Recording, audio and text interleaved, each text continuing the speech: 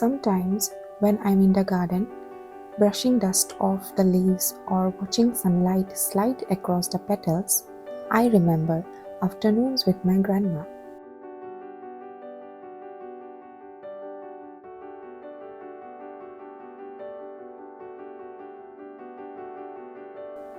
She would sit in a low stool in our backyard, her silver hair glinting in the winter sun. I would dip my fingers into a small steel ball of warm coconut oil and start at the roots, parting her hair carefully like tending to a delicate plant. She would close her eyes, telling me some stories that had no real beginning or end.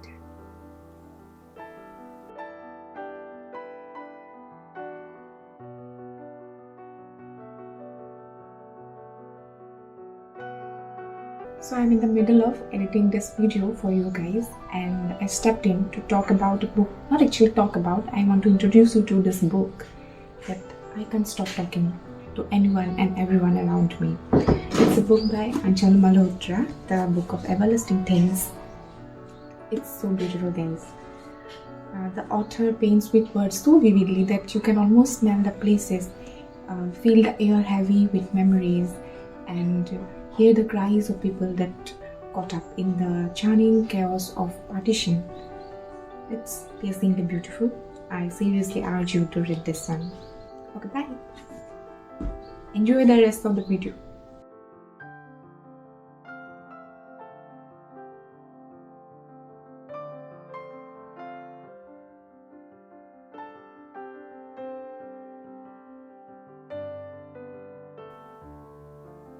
When I used to sit with my grandma, the air used to feel different.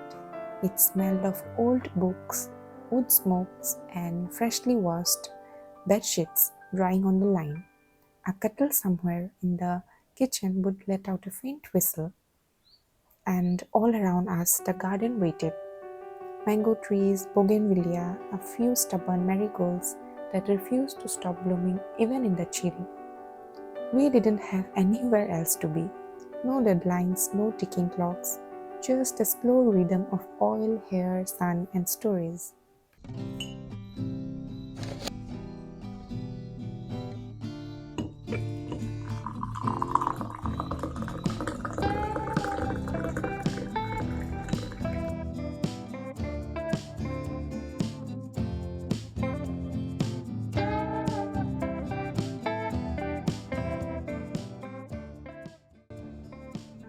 Hello everyone, it's a Sunday and it's a bit gloomy outside, and it has been raining since yesterday and I don't want to go outside.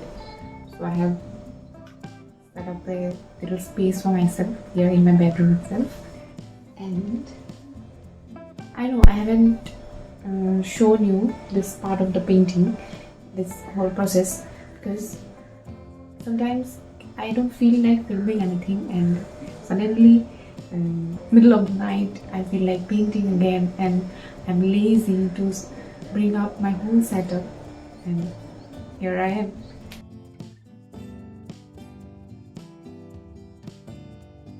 I want this part of the house to glow as much as possible compared to the surrounding environment, as if people are having some nice warm cozy fire inside and also some bonfire outside maybe, so that people can enjoy the surrounding view, enjoy the dusk unfolding, and just have a nice time together. So I want to get that vibe, from this painting. So that's my goal. Let's see.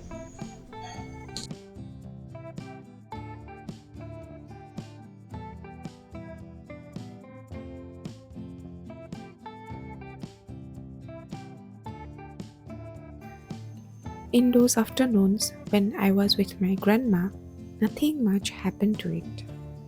And that was the beauty of it. Time didn't feel like something we had to manage or save, it just existed, soft and wide. We didn't think about what came next. The afternoon would stretch on, sunlight shifting slowly across the wall, and we would stay there, oil, hair, stories, sun, everything unhurried.